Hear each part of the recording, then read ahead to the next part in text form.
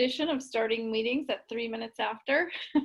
I wanted to thank you all for joining the 2020 Renewable Energy and Jobs Tour that the Alliance for Clean Energy is putting on, and let you know, first of all, the other sponsoring organizations are. We're getting a lot of help from our friends at New Yorkers for Clean Power as usual, and we really appreciate that.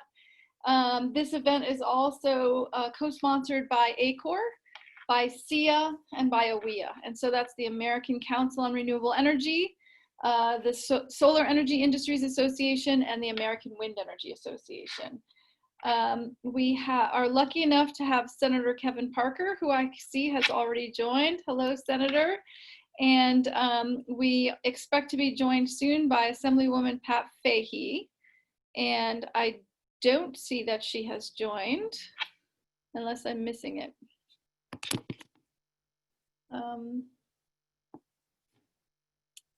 So I was going to ask Assemblywoman Fahey to speak first, according to our plan here, but because Senator Parker is here, are you willing to go ahead, Senator Parker, and say hello to the group?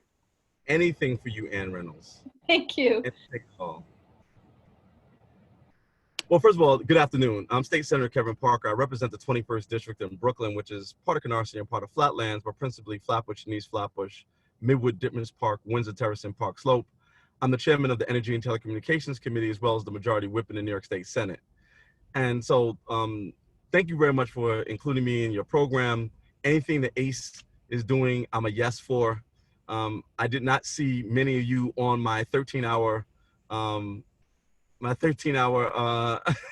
public hearing last week, but I'll forgive you. I'll forgive you.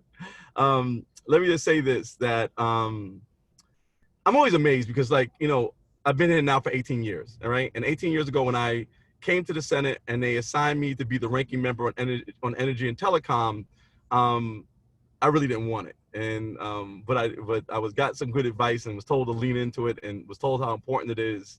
And then have had an opportunity now to be the longest serving member of the Energy Committee in both houses, and have had the opportunity to see this go from kind of a committee that just looked at the issue of siting to now really doing some of the most important policy in any area.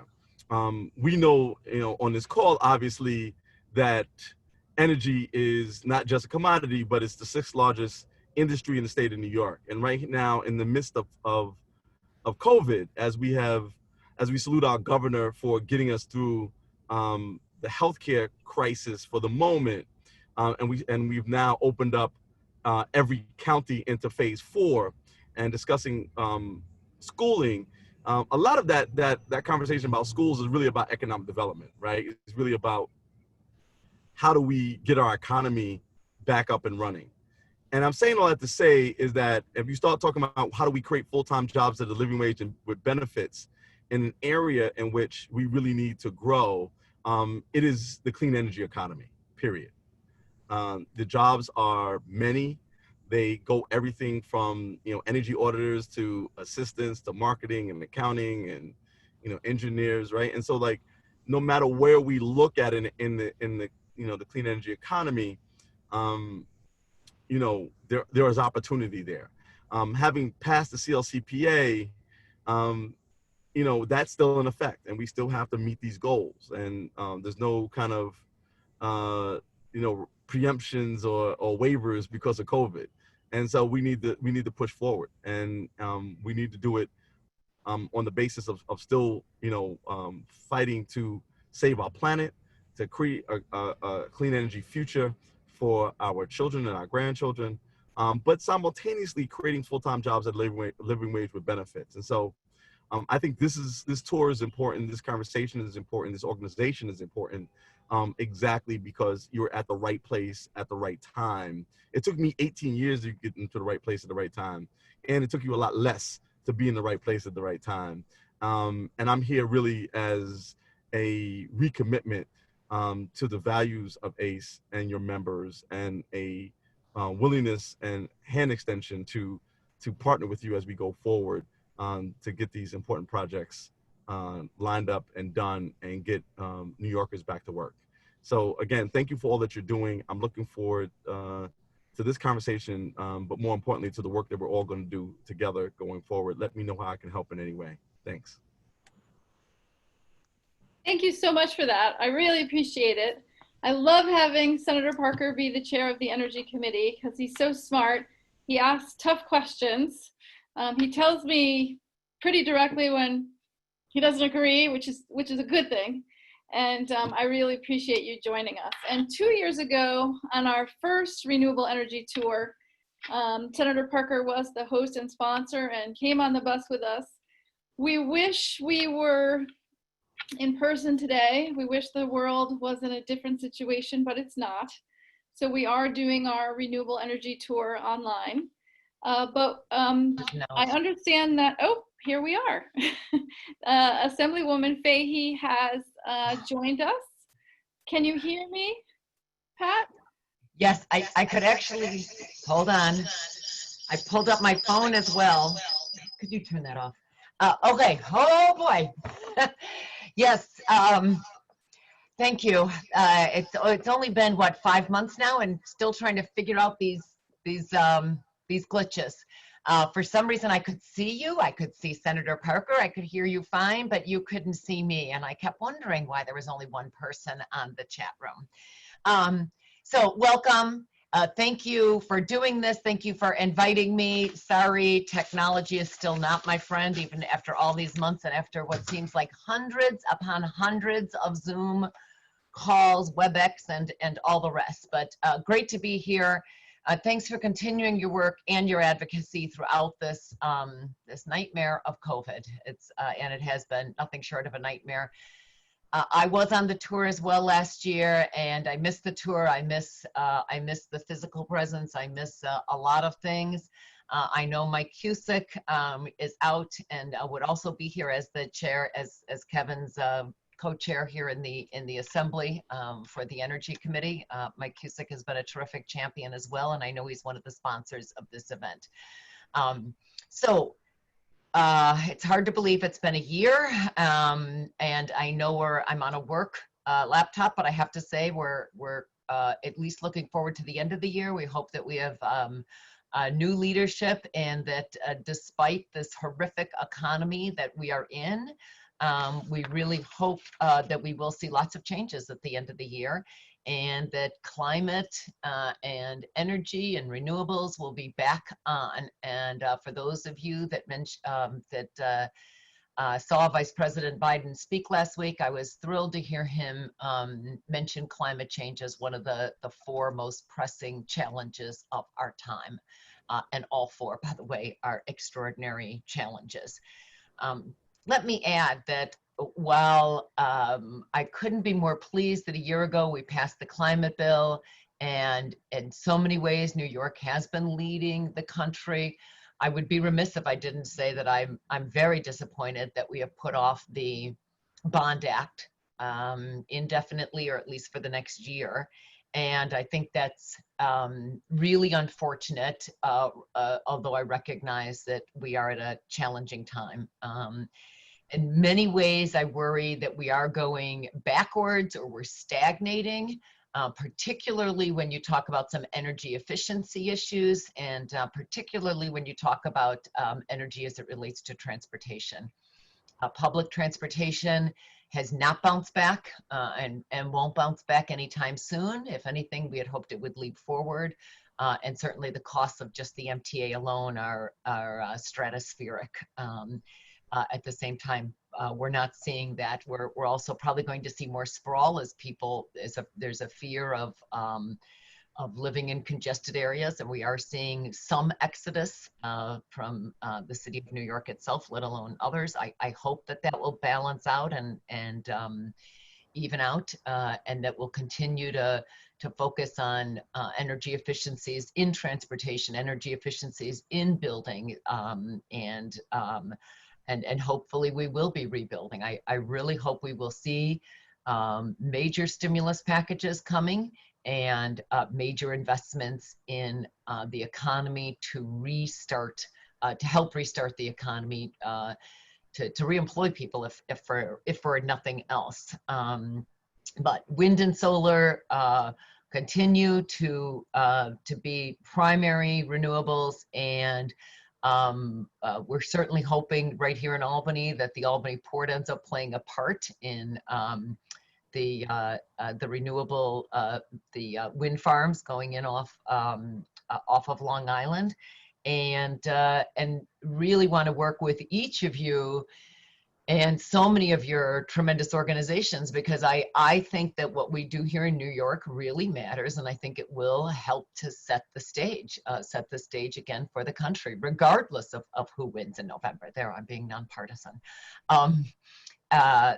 It is really important that we get it right and that we do it right here. And despite the extraordinary setbacks with COVID, and that's an understatement, obviously, and then which has fueled the extraordinary setbacks in the economy, or complete upheaval in the economy, which is now just challenging funding needs and budget and fiscal requirements at every level.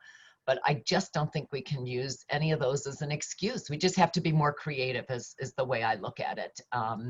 You know, I carry a couple of bills on just, I was really pleased to have one move last year on vampire appliances. It was a new word for me too, on just how small appliances can use unintended or add to unintended energy costs. But I also carry the same with electric vehicles. So, and welcome more, by the way, because I really do not believe we can be aggressive enough. So, I'm not sure if it's appropriate, because I know you're trying to you have a pretty aggressive agenda, but happy to take a question if appropriate, and otherwise I know you may want to keep things moving.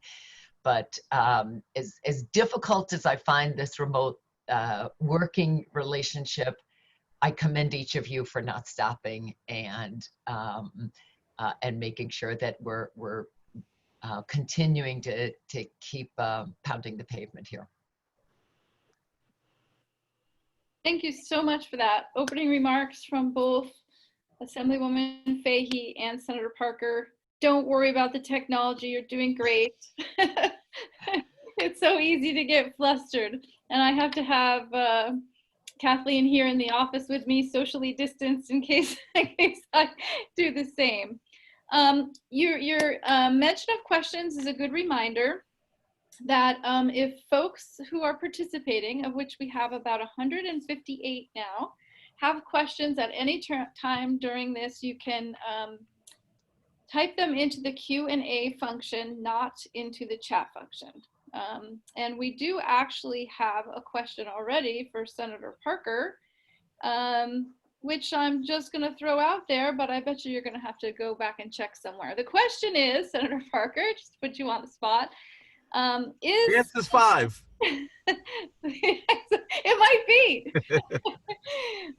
Is Senate Bill 4742A, which relates to prohibiting homeowners associations from restricting the installation or use of solar power systems, still alive?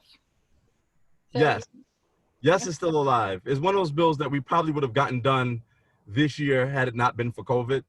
And probably won't get done until next year, but it's certainly still one of my priorities, and hope that we will continue to work on it. If people are interested in the bill, there's 3 things I always tell people they can do. Call other legislators, ask them to be co-sponsors of the bill in both the Assembly and the Senate. Second, organizations like ACE and others should write official memos of support for the bill. And third, I'm happy to work with whoever the individual is, or with ACE, to do some press around it. Not necessarily a press conference, we can certainly do that, but even an op-ed or get a reporter to write a story about it, all of which are helpful in terms of raising the public discourse around the issue. And so if people are interested in that piece of legislation, I certainly am always looking for partnerships to advance good policy. thank you so much. Obviously, and the person who asked the question gave a thank you, Senator, exclamation point, exclamation point. Excellent. People can reach out to me, in my office, anytime. Okay, sure. Thank you for that. So we mentioned that Senator Parker attended our tour 2 years ago and Assemblywoman Fahey did last year.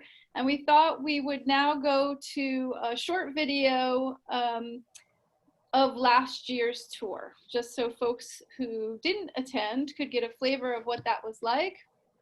And as Michaela is starting that, oh, I think we're ready to go. We visited 3 different facilities of ACE members, 1 hydro, or no, last year was 2, 1 wind and 1 hydro. So here's the video.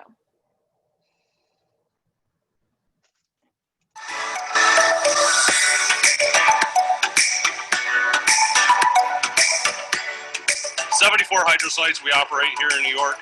So we got about 710 megawatts installed.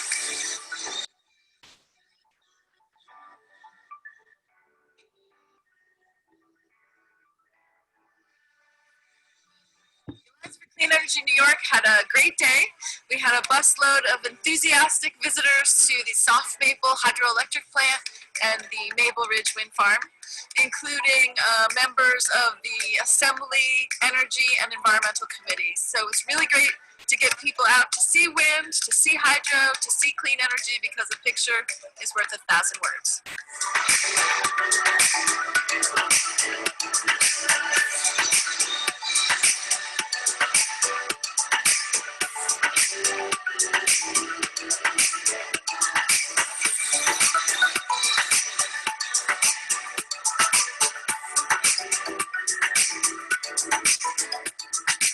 I think for many of our local people, it's really created an interest in wind and what that career could do for them. That's terrific, terrific. Is there plans to put more? We have another project in the town pending. It's Roaring Brook project, 29 towers. It's good to be here with somebody who has it literally in their backyard and will be an expert on this. So I really want to thank you for letting us come up here and witnessing this. Well, sure.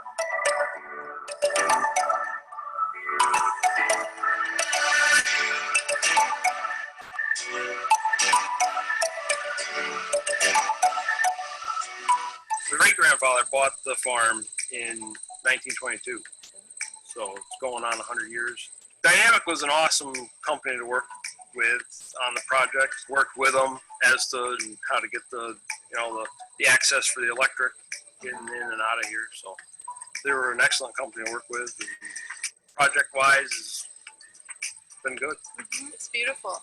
Well, my mother signed up as a member of, so my mother's electricity is coming from me, Nice. so thank you. Yeah. New York State has an aggressive 6,000 megawatt goal for distributed solar, and community solar projects like this one and Altamont, New York are going to help New York meet that goal. Many New Yorkers have shady roofs, or they live in apartments, or solar just doesn't work at their home, and that's why the idea of community solar was invented. So a project like this allows individuals around New York to be credited on their bills and get their electricity from a community solar project. ACE New York and its members started this offshore wind project about 3 years ago, and it is comprised of wind developers, other businesses that are interested in the offshore wind sector, environmental organizations who want to make sure that this is all done responsibly. And it is ports like the one you see here in Queens, New York, that are going to be critical to building up this industry in New York State. This is where the jobs will be created. It's essential that the ports be improved and ready for the offshore wind business because it's very specialized. All of the parts that are built off seas are going to be assembled here at the ports prior to being shipped offshore to build the wind farms. So ports like the Port of Queens, Albany, just to the north, ports on Long Island and New York City are essential if New York is going to be the epicenter of this great new American industry.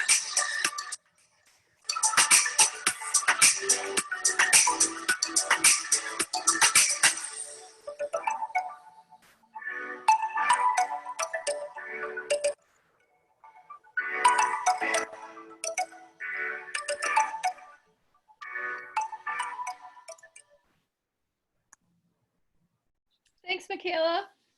And with that video, I am now going to turn it over to Sean Garan, who is a director at Vote Solar, as well as the Vice Chair of the Board of Directors of the Alliance for Clean Energy of New York. Sean? Thank you. Thanks everybody for joining. I'm really excited to be joined by an incredible panel of friends and colleagues and clean energy advocates and industry members. I'm going to introduce folks and then we'll break it up a little bit with a video that will, I think, be a great intro to this panel as we look at some of the exciting projects in New York State. I'll introduce folks by alphabet, so I don't have to pick favorites. So starting with Emmett Smith. Emmett Smith is a second-generation owner-operator of Azure Mountain Power, a hydro plant in the Adirondack Mountains, and has worked to advocate for hydropower under the Clean Energy Standard and the Community Leadership or the Climate Leadership and Community Protection Act. Emmett's also co-founder of Northern Power and Light, which is a community distributed generation platform connecting community scale hydro and solar resources to customers in New York's North Country. And Emmett lives in Saranac Lake, New York. Next up, we have Fred Zalkman, who is Ørsted Energy Wind Power's Head of Market Development and Government Affairs for the US. So his work focuses primarily on creating robust, self-sustaining markets for offshore wind energy. And Fred actually has nearly 30 years of experience in the energy field as an attorney and policy analyst. His career is really centered on promoting market structures and regulatory policies that are supportive of energy efficiency, renewable resources, clean distributed generation, and has spanned working at Ørsted, Dong, and Sun Edison. But also previously, Fred was the executive director of the Pace Law School Energy and Climate Center, which is really one of the nation's leading regulatory and policy thought leaders for climate and clean energy policy, and was a board member of ACE New York when I joined the board. Next up is Kaylee. Kaylee Bankston is the manager of government and regulatory affairs at Invenergy. Invenergy is a leading clean energy company that develops, builds, owns, and operates large-scale wind, solar, and energy storage projects. And in her role, Kaylee leads Invenergy's state legislative and regulatory affairs to support policy that advance development and operating assets in New York and outside New York and the PJM states. Prior to her time at Invenergy, Kaylee spent a time as a strategic environmental consultant for independent power producers, as well as time in Southeast Alaska, working on land conservation with the Southeast Alaska Land Trust, and time at the Iowa State Energy Office as a program manager. And Kaylee is also our illustrious chair of the board at ACE New York. We also are joined by Marissa Scavo. Marissa is a project developer at Cypress Creek Renewables and has dedicated the past 5 years to advancing New England and New York State's clean energy industries. In New York, she's managed more than 45 late-stage development projects ranging from 2-megawatt community solar projects to 140 megawatt utility scale projects. Marissa also focuses on Cypress Creek's solar and pollinator initiative in the Northeast to support the co-location of renewable energy and agriculture, international electrification projects and construction in Nepal and Puerto Rico, and is a member of the company's Diversity, Equity, and Inclusion Committee. And then last up today is Ross Gold. Ross Gold joined the Workforce Development Institute in 2015 and serves as their director of the Energy and Climate Program. Ross assesses the impact that energy policy, sector trends, and emerging technologies have on the workforce to drive conversations about energy workforce development. He also tracks areas of opportunity within the energy sector where new employment is likely and workforce development needs are anticipated. Prior to WDI, Ross worked as the legislative director and counsel for the New York State Senate, drafting legislation in energy, environment, and economic development. And Ross also managed the Air and Energy Program for a statewide environmental nonprofit, where his work focused on renewable energy and clean energy jobs. So with that, I think is our great panel, and we'll move to a video that I think will be a good introduction to this discussion. And I think this is this year's tour video.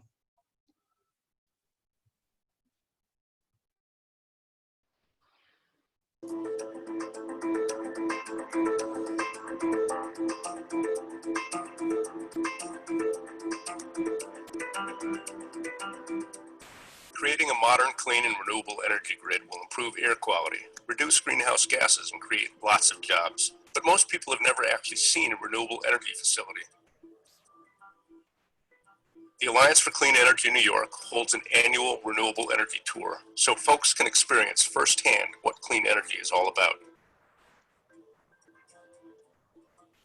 As the saying goes, seeing is believing. The summer of 2020 marks our third annual tour. But due to the pandemic, this year's tour will be virtual. We hope you enjoy the ride. Power is generated all across the Empire State, and about a quarter of the electricity we use comes from renewable sources, mostly hydropower, but increasingly wind energy and solar.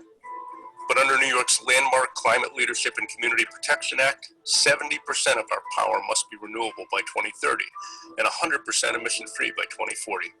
So we have a lot of work to do to build more wind and solar projects and strengthen the transmission system that brings that energy to New York's homes and businesses. Large hydroelectric power plants, think Niagara Falls, are operated by the New York Power Authority, but private companies operate many small hydro plants that contribute clean, pollution-free power to our grid. 5,700 New Yorkers work in the hydroelectric industry. There are about 1,000 wind turbines operating in New York now, but more are on the way to help us reach 70 by 30.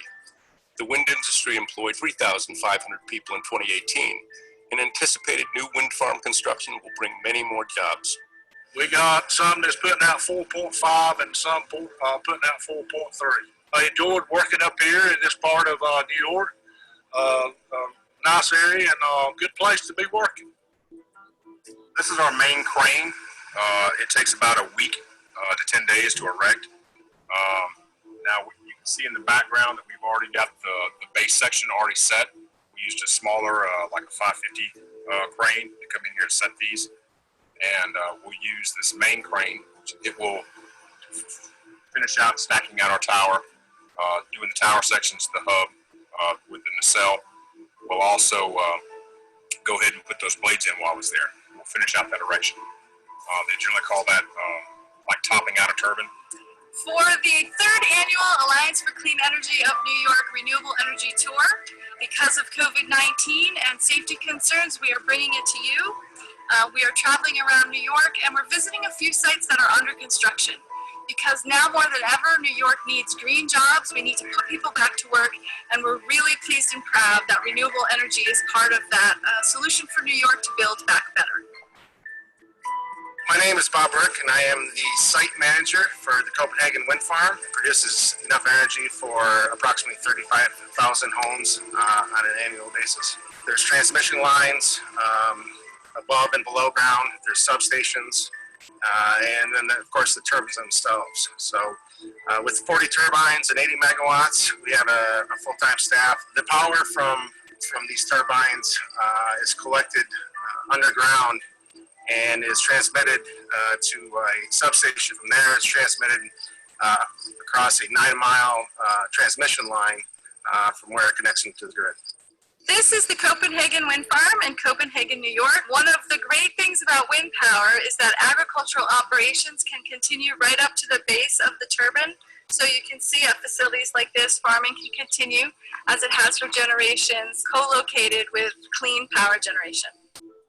The solar industry leads the pack in renewable energy employment. Prior to the pandemic, there were 11,600 solar workers in New York, and with many projects now starting construction, that number is going to rebound soon. So our next stop on our renewable energy tour is here in Washington County, which is on the east side of the Hudson River in upstate New York. We're at the site of a community solar construction project where New Yorkers are being put back to work, building a solar project developed by Borrego Solar. So we're building about a 7.3 megawatt DC solar system right now. That's about 5 megawatts AC. That's around, I would say, probably 15, 20 acres. So we have electricians, we have civil people that do your dirt work, and then we have your structural guys that are building the racking, putting up the panels and modules. We have about 45 people working today. And offshore wind development is an opportunity for a whole new American industry. And New York's requirement to construct 9,000 megawatts of offshore wind power is the most ambitious in the nation. The first 2 projects that are under contract with NYSERDA are expected to create 1,600 jobs, and that's just the beginning. New York State is reinvesting in our electricity generating and transmission infrastructure. With a focus on solar, wind, hydro, offshore wind, battery storage, and transmission, New York can build back better, creating family-sustaining jobs and economic growth in communities all across our state, protecting our natural resources, reducing greenhouse gases, and providing the electricity grid of the future.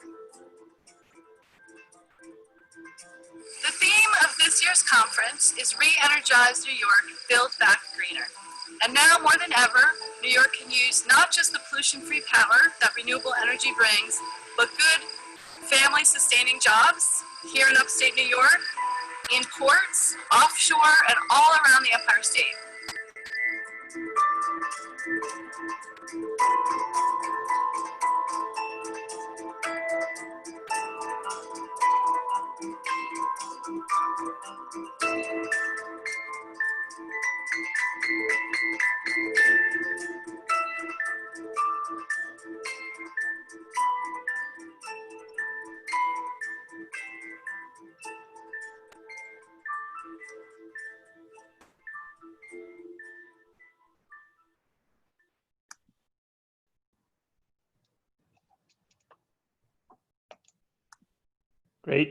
Great tour, great video. Thanks, Ann and Joe and the whole team for putting that together. It's fun to actually get to see these projects firsthand, even if it's from home. So I'll start off, I think, with a not simple question, but a broad one for the panelists, which is, the Climate Leadership and Community Protection Act, and in fact, this pandemic, sort of require us to re-envision our economy for the future as a cleaner, more effective, more efficient one here in New York. I'm curious how you think that your companies or organization and the projects and jobs that you're helping develop on the ground fit into that new vision of the future, and why you're most excited to be working in, in this economy right now. So I'll start by tossing it to Emmett, and then we'll go through alphabetically again. Hi, Sean. Thank you for the question. I think that one of the most exciting things for us about the CLCPA is the way it puts individuals and communities in the driver's seat, giving them opportunities to support renewable projects. So Azure Mountain Power is a 750 kilowatt hydro station that was built in 1993. But we have wanted to be able to sell our power directly to local customers for a very long time. And the CDG program gives us the opportunity to do that. And that empowers the customers to choose where to send their energy dollar, what projects to support. And that in turn will empower developers and owners that are community focused. So the 6,000 megawatt community solar goal is particularly exciting in that way, because it again opens up space for these projects that are community driven and can localize value. It's been a really rewarding experience for us to go out into the community and establish a new type of relationship with the people that live on our impoundments and in our area. And we're excited to work with other hydros as well as solar. We're currently signing up customers for the Sissonville Hydro Station in Potsdam.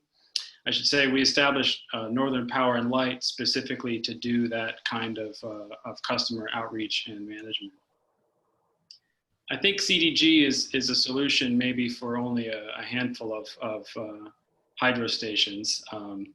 There may be other opportunities under the CLCPA coming up. We'll have to see what happens with Tier 2 for hydrogen generally. On the question of jobs, I can say that we're hiring sort of for the first time in a long time because the process of managing and billing customers is somewhat intensive, and so we're building a new business. I wanted to show a quick picture as well. Again, on the question of jobs, Azure was built in 1993 at the site of an existing timber crib dam, which went back to the 19th century. And we recently had to replace it. And we did it with 600 logs and 2 million pounds of stone.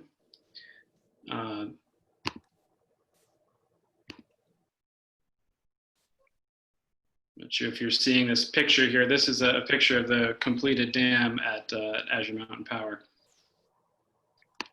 Looks great.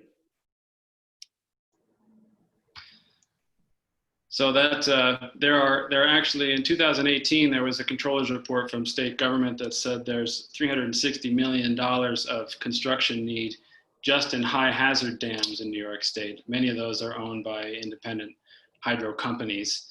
And if the CLCPA is able to support them, they will be able to make that capital expenditure, which is going to be a huge infrastructure investment in New York State. We had to do it before that, but the CDG platform is definitely helping us to make maximum use of it. That's great. Thanks, Emmett. Fred, where do you think Ørsted fits in this new energy economy?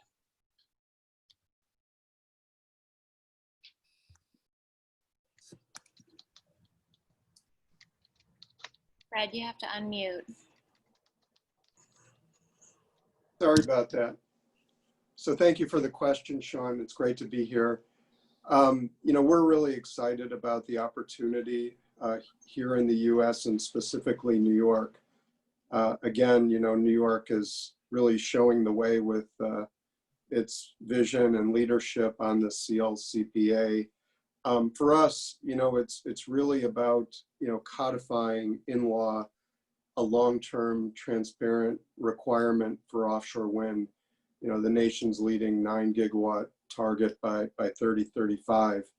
And what that does is it just, you know, unlocks investment. It provides a strong signal to developers like Ørsted that New York is open for business. And in the offshore wind space, that means really creating a whole new heavy industry from scratch. And that means, you know, investing in workers and workforce development.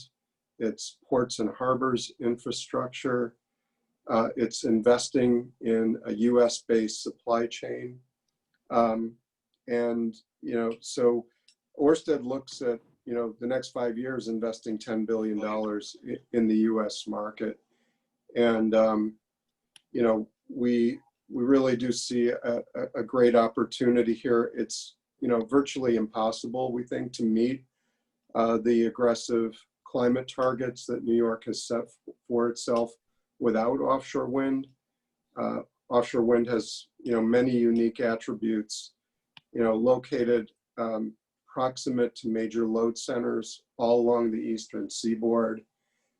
It's a large-scale baseload resource. So as we retire aging and heavily polluting fossil plants, we can replace that with large-scale offshore wind resources. And you know, it's proximate to the major load centers, so we don't have to build controversial transmission lines. New York is blessed in that it has some of the greatest offshore wind in the world, and that means that, you know, for every dollar invested, we get more and more megawatt hours of clean and renewable and affordable generation. So, you know, we're really looking forward to the journey. You know, unlike solar or some other resources, the development cycle for offshore wind is quite long. So we are, you know, hopefully we will be in the water in 2024. But in the meantime, we're basically making those foundational investments to get New York ready for the future. Great, thanks, Fred. And swooping from offshore to onshore, Kaylee, how do you think Invenergy fits in this new energy economy? Yeah, hello.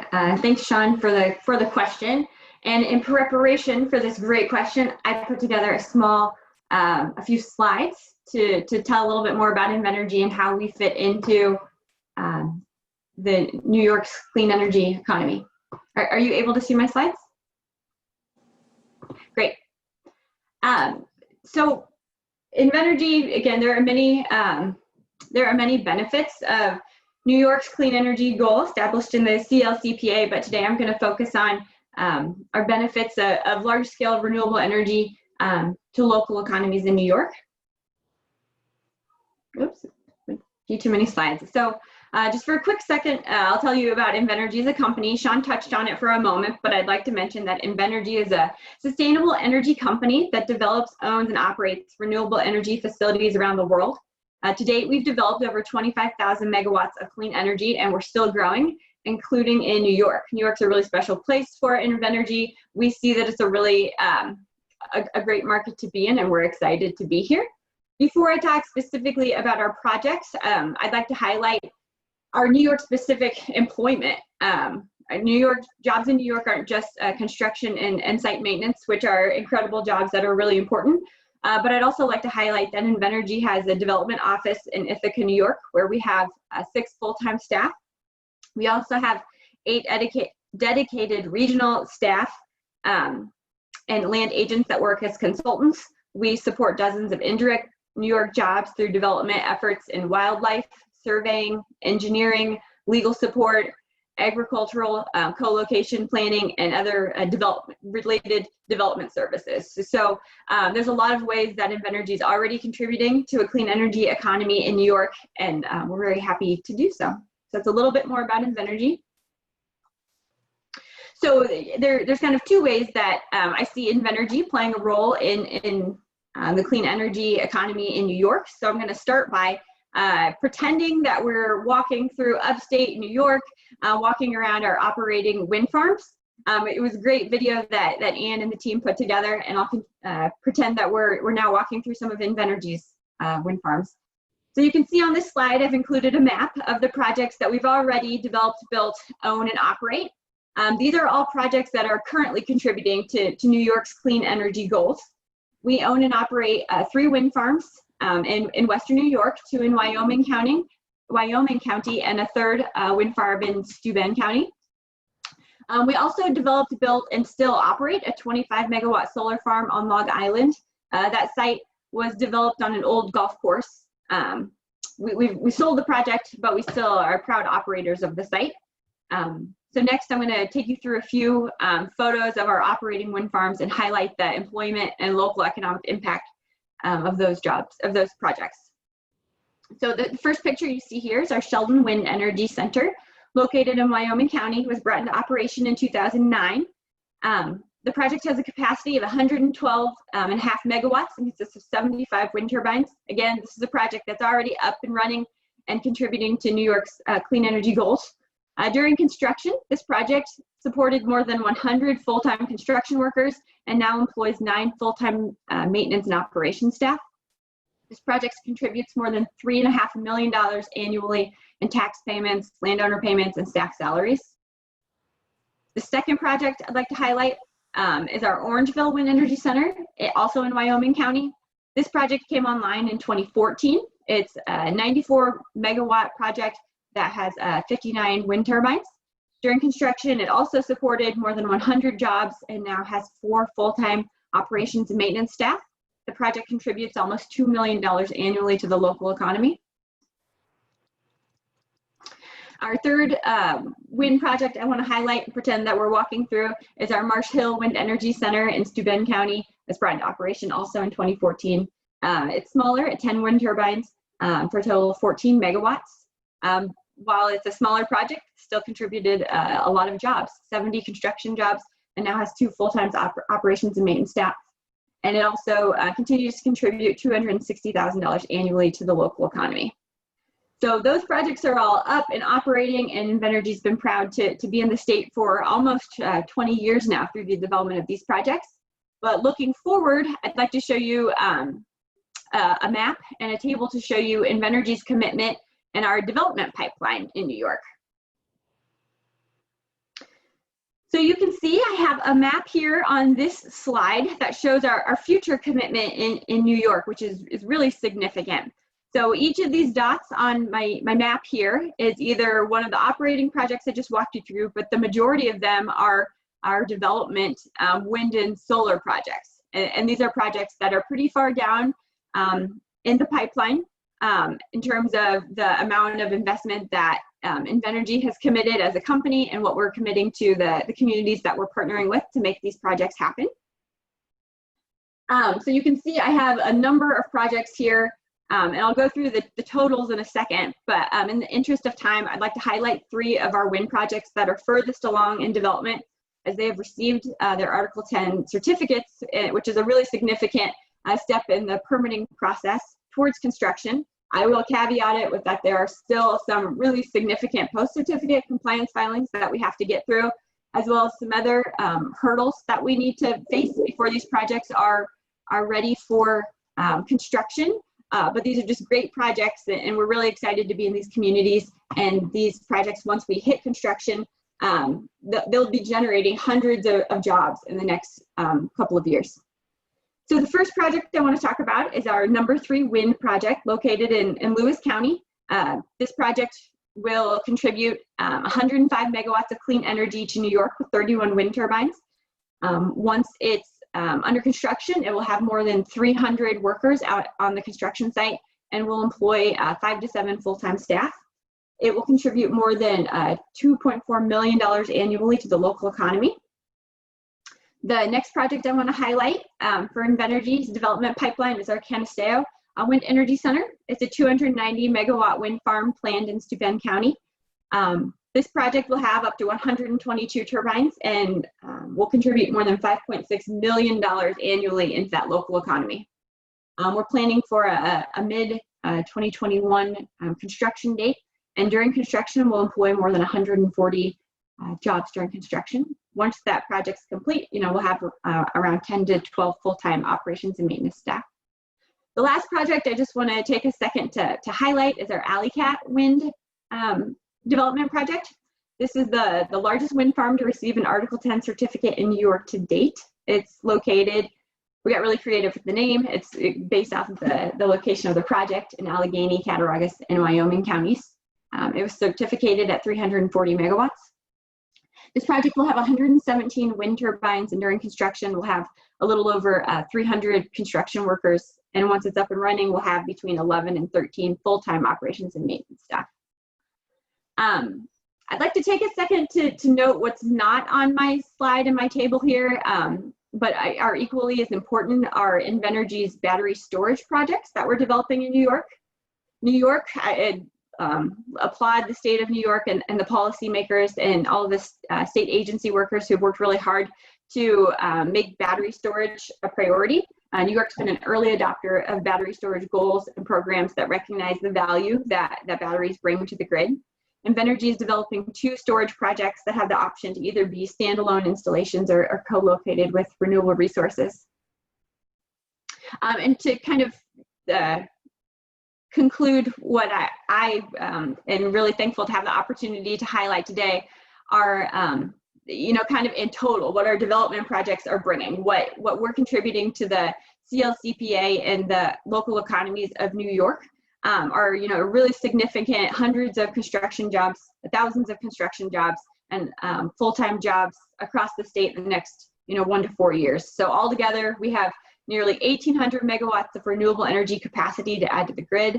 We'll contribute more than, contribute almost $30 million annually to local economies in forms of tax payments, payment to landowners, and salaries and benefits to employees.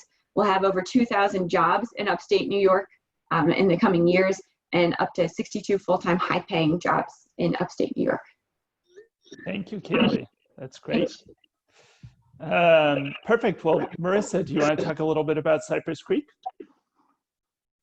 Sure. Can you hear me okay? Yeah. Okay, great. I'm having some internet issues, so hopefully that continues. I wish I had gone before Kaylee because I do not have a beautiful slide deck to show you all, but hopefully my words will perform the same effect. So Cypress Creek is a U.S. national independent power producer. We focus mostly on the development, construction, and operation of solar and storage projects. To date, we've developed 9.8 gigawatts across the country and currently operate 3.2 gigawatts across the country. And a lot of those gigawatts and development activities are focused in New York. We have been working in New York State for the past 5 years now, since 2015, in the first adoption of the Clean Energy Standard and reforming the energy vision back in 2015. And right now, our pipeline of projects that we're working on represent about 11 utility scale projects for almost 600 megawatts AC of grid scale projects that intend to connect into the transmission network, and about 61 community distributed generation projects. Hey, how are you? Good. That represents about 175 megawatts AC of projects across New York. So we have, a lot of projects that we're working on and are excited to continue bringing them from development to operation. About 40 megawatts AC of those projects are currently operation, all of them being the community distributed generation projects. So just to highlight one of those, our Tyandanega project, which always is a mouthful to say, is a 20 megawatt project located in the western portion of Montgomery County in the town of St. Johnsville. It's in a rural area, mostly signing leases with farmers that are intending to preserve their agricultural operations and then use their excess land to help stabilize their income. The project is generating enough electricity to power about 4,000 homes, and will create 45 local construction jobs and generate about $2.8 million in construction wages. And we're hoping to place this project in service next year. And one of the things that I know that we'll talk about in this panel is the need for transmission upgrades across the state to ensure that these types of projects are actually placed in service and able to contribute to the clean energy economy. So given the geographic location of this project, it is in the Mohawk Valley, which has been historically a pretty congested area for power generation. Any types of transmission improvements or new transmission lines will help unbottle a lot of the generation that's currently proposed and under construction in that area to ensure that power that is actually generated by renewable projects get onto the grid and are able to be consumed by homes across the state of New York. So to answer the original prompt of why I'm excited about the CLCPA and why Cypress is excited to fit into the clean energy economy in New York State, I think that the CLCPA, a lot of components of that legislation are the first time those components have been introduced in this country to any state. And so to be able to see New York take a very comprehensive look at clean energy policy and be the first ones to do it over the next 4 to 5 years, seeing how those components play out and how they can incentivize further renewable energy development, to me is really exciting. We at Cypress develop, as I mentioned, CDG and utility scale projects as well as energy storage, and so we've really identified New York State as an area that we've developed in over the past 5 years and intend to invest in over the next 20, 25, however long we're welcome. And so for us, it's a massive indicator of New York State being interested in continuing the development of renewable energy projects and showing us in the industry that this is a welcome place to be. What Fred said, New York is open for business, and we're really excited to be a part of it. Great, thank you, Marissa. And last but far from least, I'm excited to hear, Ross, we've heard about a lot of potential projects coming online, a lot of customers who are going to have access to clean energy. It's going to take some folks to make that a reality. I'm curious about your perspective on the clean energy industry of the future. Sure, thanks, Sean. Can everyone hear me okay? Yeah. Great.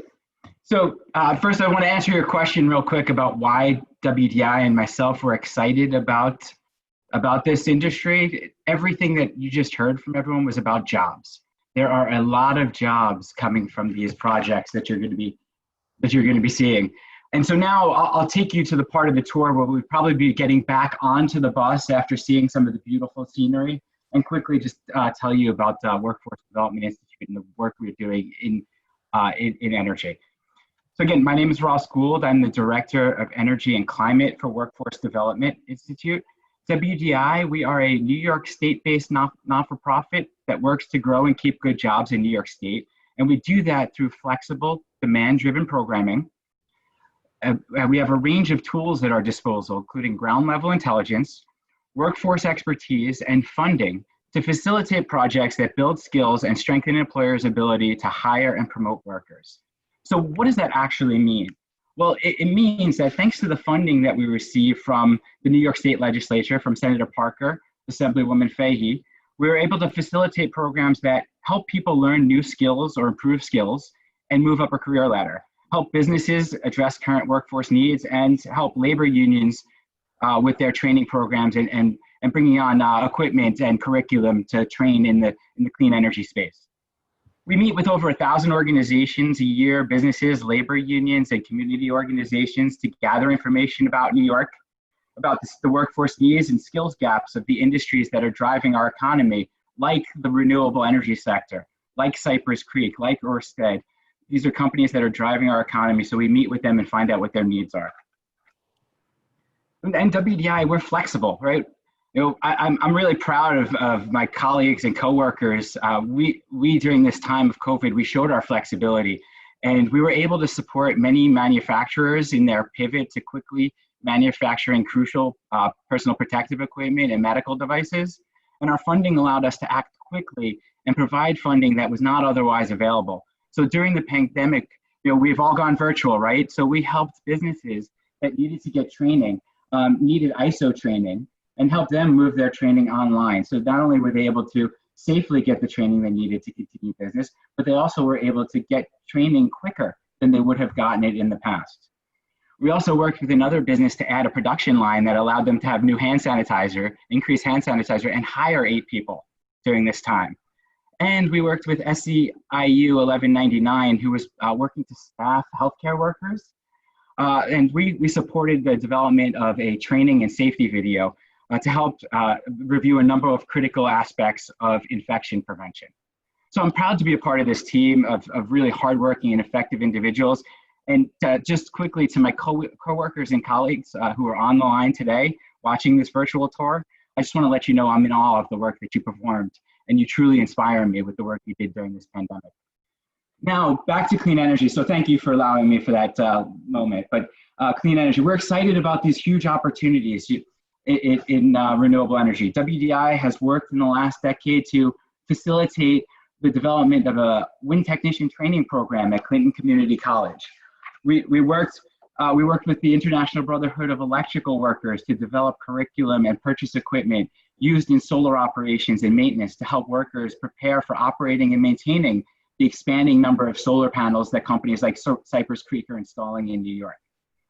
You know, as you asked, we're excited about clean energy, and the reasons are simple. There are good paying jobs, there's a huge opportunity for our economy, the environmental protection and public health benefits of renewable energy, and there's social justice aspects of the industry. You know, under the Climate Leadership and Community Protection Act, New York is required to invest 35% of its clean energy funds into disadvantaged communities and to help bring individuals who have been left out in the past.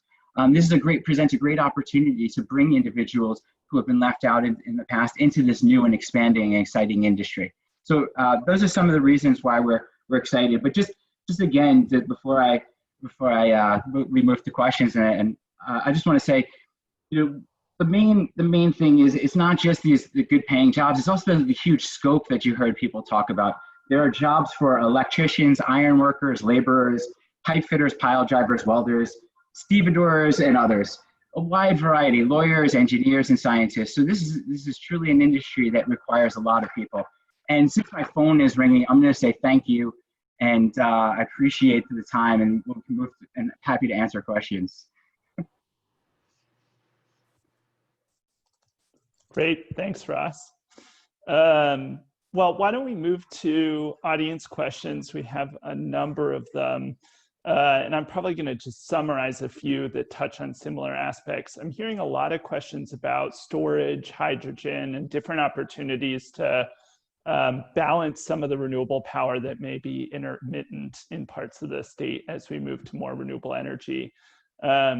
Curious to hear from Kaylee, Marissa, what your thoughts are on that angle, since I know both your companies are doing both energy storage and renewable energy. Why don't we start with Marissa, and we can move to Kaylee after that. Sure.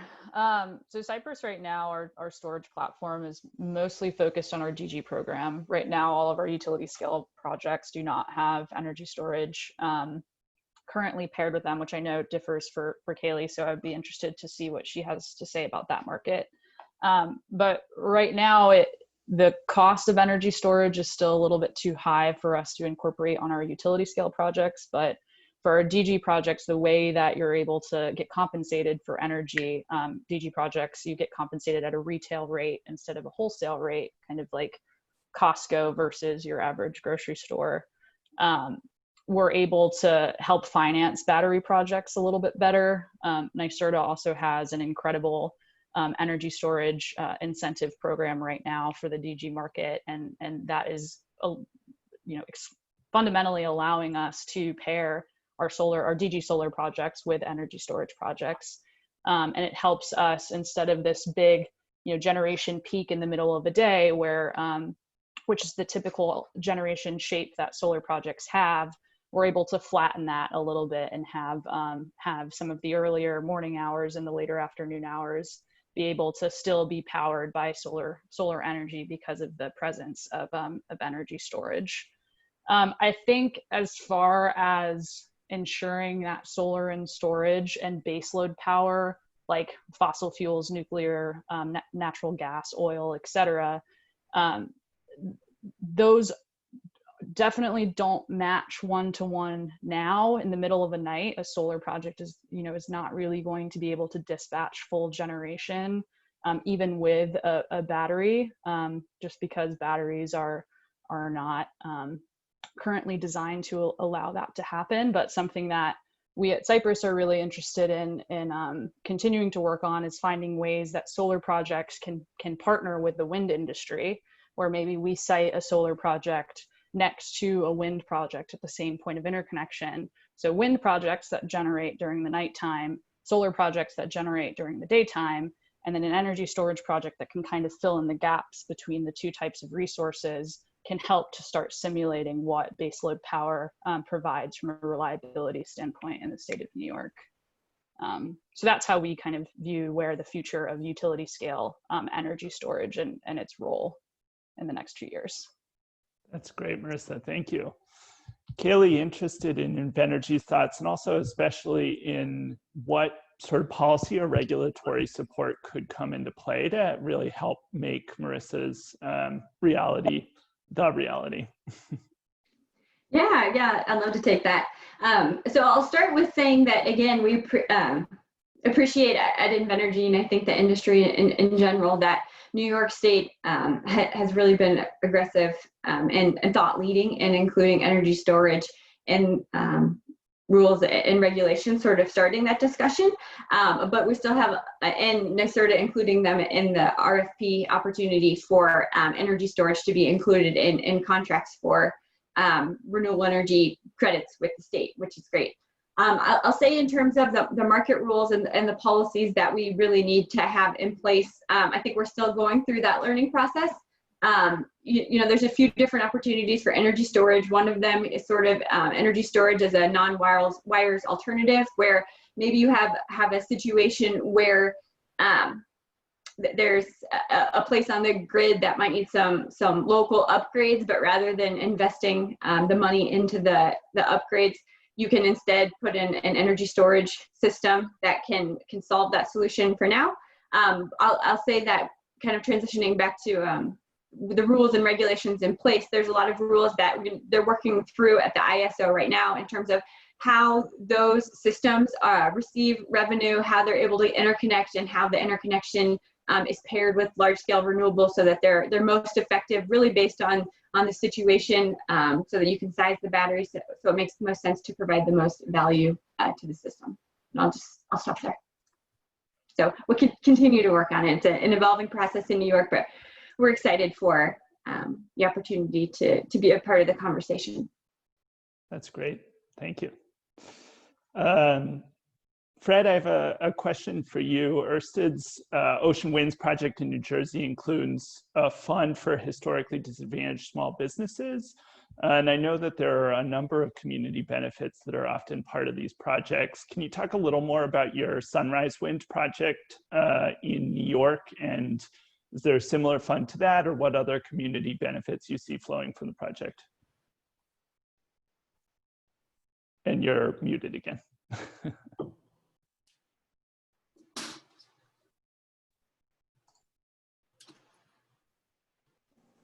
There we go. Thank you, Sean. Yeah, so we do have a number of initiatives as part of our Sunrise Wind project to basically put in place the building blocks for the new industry that I alluded to. One of our major initiatives is the creation of the National Offshore Wind Training Center, which is a collaborative effort of academia, labor,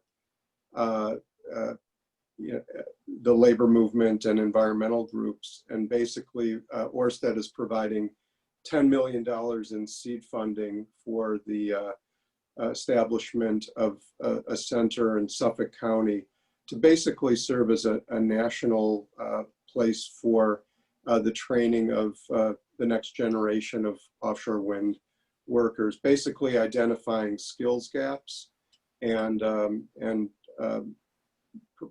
putting together curriculum to close those skills gaps so our workers can be out there on the project in force. The other initiative that we have underway is we're basically looking to establish Port Jefferson as our operation and maintenance hub for our entire Northeast fleet. So looking to make improvements at the quayside in Port Jefferson, open a warehouse and office facility. And basically, these are long-term jobs that will last for the 25, 30-year operating life of the wind farm. Good quality, high-paying jobs, local jobs, where these individuals will be out at sea for 2 to 4 week stretches, servicing the various turbines that comprise our various wind farms. We're also looking to invest upstate New York. I think Assemblywoman Fahey mentioned Queens. We are looking at the Capital District as the location for investment of a fabrication facility for what's referred to as secondary steel. These are the add-on parts that go on the monopile, the cages, the ladders, so on and so forth. And we're providing seed funding to train workers up there to be part of that. I guess the other commitments we're making, we are contractually obligated to NYSERDA to enter into project labor agreement with the unions for the construction of the Sunrise Wind Farm. We're also committed to paying prevailing wage for those aspects. We are looking to cultivate local businesses in New York. And while we don't currently have a specific fund dedicated to enable those businesses, we are making a special effort to reach out to minority and women business enterprises in New York. We will be doing regular supplier days to advertise the opportunity in offshore wind. And we're certainly willing and able to work with individual companies to bring them into the offshore wind supply chain and gain a foothold in the industry. That's a lot of benefits and a lot of jobs. Thanks, Fred. Yeah. I've seen a couple questions about hydro that touch on different aspects, but maybe we can roll these a little bit together. I'm hearing one just about a question about panelists' view on Mayor de Blasio's negotiations with transmission companies and hydro companies in Quebec to bring down hydropower from Quebec, and another question about some of the negative aspects of hydro. I guess I would start maybe with the second part and toss this to you, Emmett. What do you see as some of the ways to either mitigate some of the negative aspects that exist in hydro, or some of the differences perhaps between different types of hydro that may exist or come to exist? And then we can move into the question about Mayor de Blasio's Hudson transmission line. Sure, thanks. Well, I think that the first, well, there's sort of two differences to understand as far as the environmental impacts of hydro. The most destructive moment is when a new hydro dam is created. When you take a free-flowing stream and interrupt it with a dam and disrupt the ecosystem that exists there. That hasn't really happened in New York since the early part of the 20th century. Most of the dams that we have are existing and the ecosystems have adapted. We also don't anymore have independent hydro dams which fluctuate the water level. That's also damaging to stream ecology, to the shorelines. But independent projects aren't allowed to do that in New York State anymore, so we don't have that kind of fluctuation of water levels. There are cases where there are dams that are unnecessary or might be disrupting migratory fish pathways that want to be restored. So the DEC and the Federal Fish and Wildlife Service have kind of a long-term plan for most of the waterways in New York State as to what species they want in what places. And they'll often require a dam to install a fish passage if they feel like they need it. There are some dams, I think, that can probably just come out, that maybe their costs are not worth the environmental disruption. It's actually one of the things I like about community distributed generation and that system where you connect the community and the project operator and give them, a mutual interest, is that it empowers the communities to make those decisions.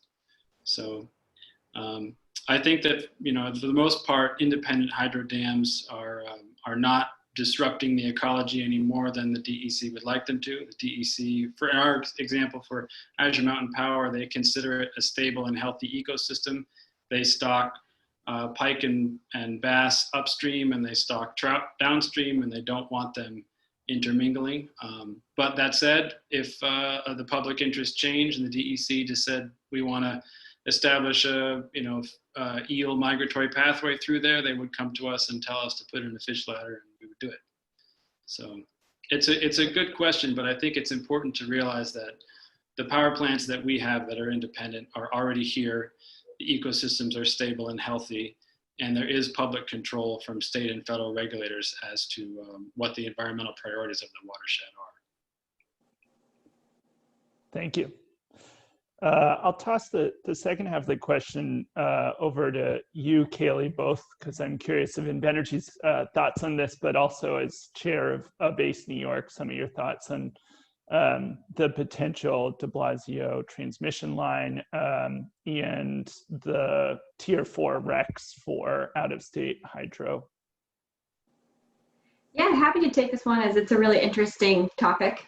I think the fact that de Blasio maybe started some of the earlier conversations with a specific line was really just one look at how to tackle a bigger challenge, which is how to bring renewables down to New York City, down into Zone J. So I'll say that while that line has sort of been identified as one of the paths forward, I really commend that NYSERDA put in their recent white paper on how to implement the CLCPA, they proposed a whole new tier of RECs, tier 4, that would do the same thing. So they put in some different eligibility, they proposed some different eligibility requirement that would essentially move renewable energy power downstate, which is a goal that has long been identified in New York State and is really necessary if we're able to meet the CLCPA.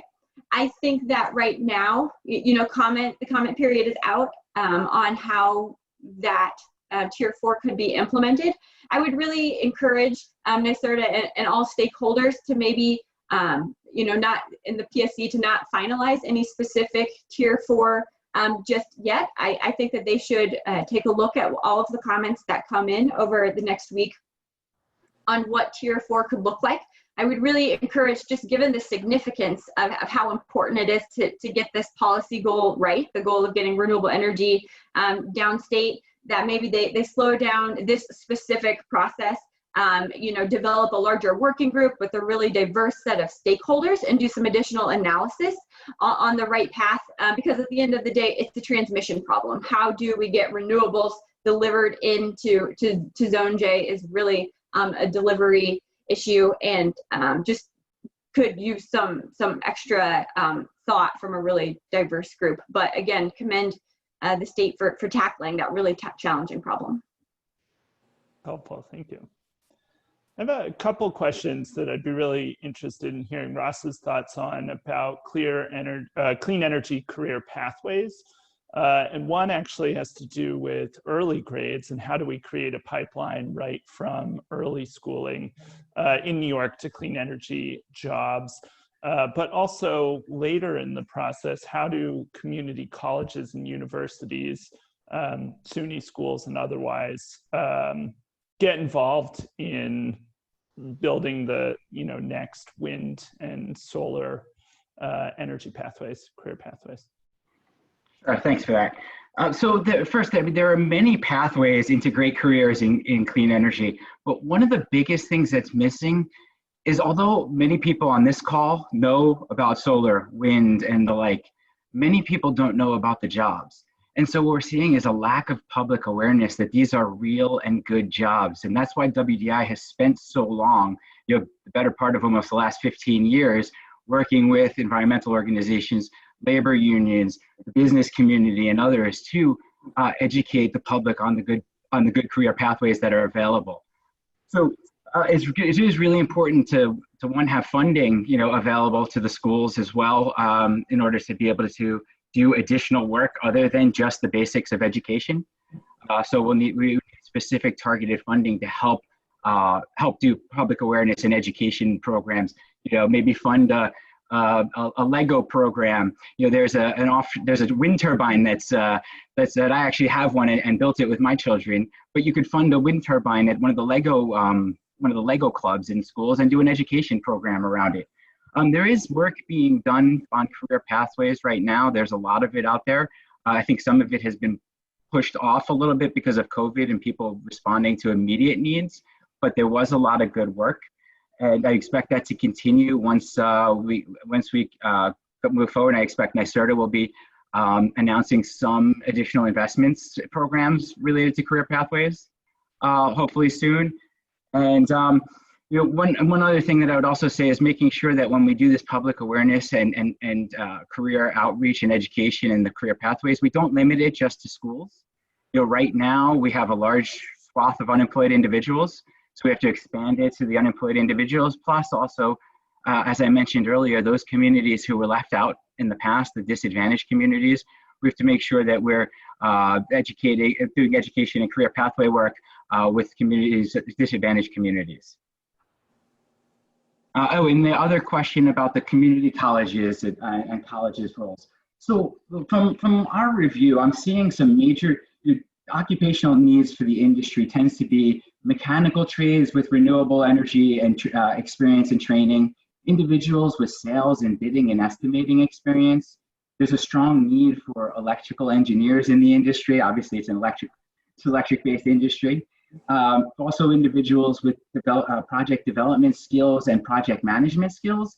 And so if you take a look at those different skill sets, there are training groups and education providers who have already been training in these areas in other sectors. So it's now just a matter of taking the roles that they've played in other sectors and helping them apply in current areas. So for example, the trades have been training on natural gas and and other forms of electricity throughout the years.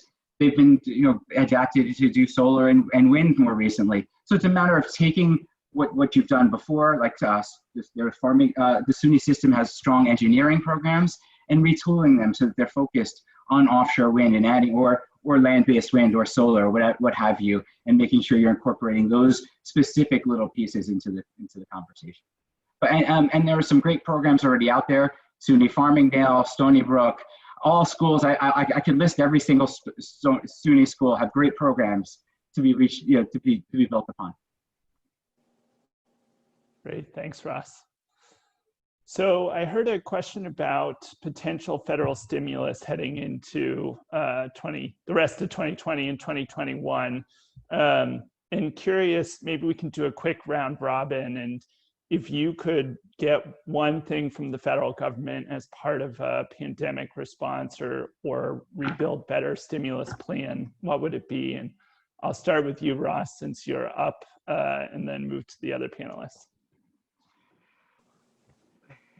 Well, I could either make it investing in clean energy broadly and the infrastructure to build it, which would create the jobs, or being more targeted on the workforce side. And there's actually a piece of legislation out there for offshore wind specifically, an offshore wind training fund that passed Congress that maybe if the Senate were to pick up, investing, I believe it was $40 million into offshore wind workforce training. But similar legislation like that and just investing in workforce in general will help not only this industry, but it'll help all industries across the board. Great. Marissa? Yeah, I think as most people know, last year, the federal investment tax credit was not approved to extend. And so historically, over the past decade, the federal government has provided a 30% investment tax credit on investment in renewable energy projects. And now, since that was not extended, it's stepping down 4% for the next 2 years. And then in 2023, we'll step down fully to 10% and kind of dissolve from there. And, that is a huge crux of renewable energy development and its funding. And in the ITC stepping down, it's made it really challenging and more expensive to develop renewable energy projects. So I think one of the things that would be great is if the federal government were to either extend the full 30% ITC that was, what has been the case for the past decade or so, at 30%. I think that would be the ideal thing that we could get. If that was not possible, extending the 26% ITC, which is the rate that you can get right now if you were to start qualifying for the ITC, extending that an additional few years would certainly help us get projects into the ground in the near term. And then there is a cliff date for the investment tax credit where you have to place your projects in service before a certain date or you can't qualify for the ITC at all. And that date is at the end of 2023, which is really misaligned with a lot of state renewables portfolio standards. I know New York is pushing for 70% by 2030. And so helping extend that placed in service cliff date to allow for projects to still capture a portion of the investment tax credit before that date hits, I think would be great, and is what we're asking for at the federal level. And if you all want to engage in the political process, we would encourage you to do that as well. Thank you. Kaylee? Yeah, I'll echo what Marissa said. The ability to use the investment tax credit is important. I also know something that's been important for Invenergy and the renewable energy industry at a high level is just the federal, the tax credits that are available are just that, they're tax credits. So I know we've been asking for some flexibility. In order to use a tax credit, you have to have a tax appetite. And given the state of the economy, there hasn't been the same amount of tax appetite to use the credits that's been there in the past. So I know we've been asking for some flexibility in how and when we can use those programs. So I know that's been important to us. That's really important, try and make them refundable. Fred? Yeah, maybe a slight variation on the theme. We think there's a great bill introduced by Senator Merkley from Oregon, which actually provides a tax incentive for companies that can certify meeting high road labor standards. So in effect, it's a bit of a carrot instead of a stick to incentivize the deployment of U.S. organized labor. I guess the other element, if I can double dip here, is federal investment. A huge missed opportunity over the last 4 years is in infrastructure. And again, ports and harbors will play such a pivotal role in the development of the offshore wind industry. So we think there are opportunities for public-private partnerships here, and the federal government certainly has a role to play. Good point. Emmett, to tie it up? Sure. Well, to the extent that we're nascent participants in the community solar market, I would definitely second Marissa and Kelly on the extension of tax credits. Putting my hydro hat on, we don't currently qualify for any kind of tax credit, but there are two things that do concern us at the federal level. A lot of hydro plants are running up on their 40-year relicensing timeline, 40 or 50 years from the late 70s to early 80s. And the federal relicensing process is very onerous, and there are some attempts to streamline it, which we're definitely in support of. The same thing would be true of infrastructure funding.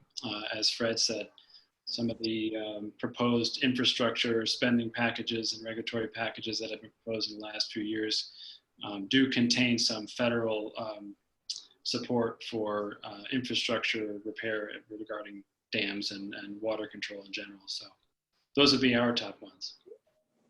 Thank you. And thank you to all the panelists. A ton of really interesting information, and sounds like a lot of incredible programs and projects in the state of New York, which is great to see. With that, I'll hand it back to Ann to tie things up, and we'll only be a few minutes late.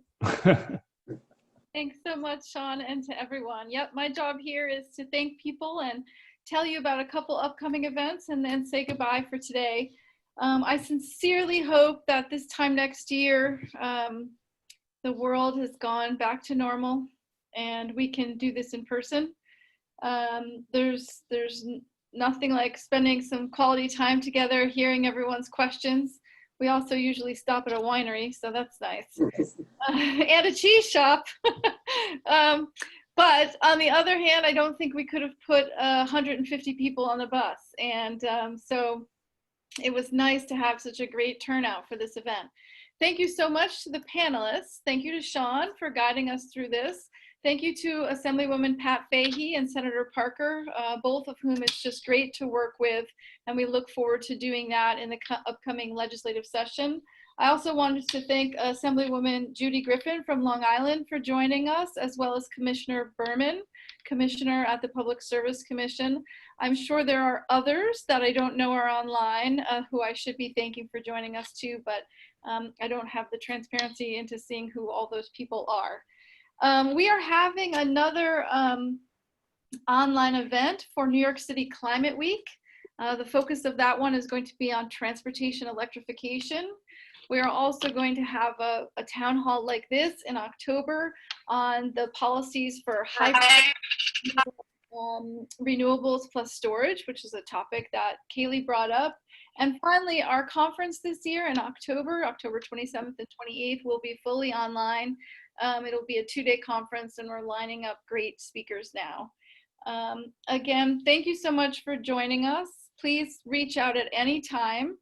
And my last 2 thank yous go out to Michaela, who has been providing logistical support, you see on screen now.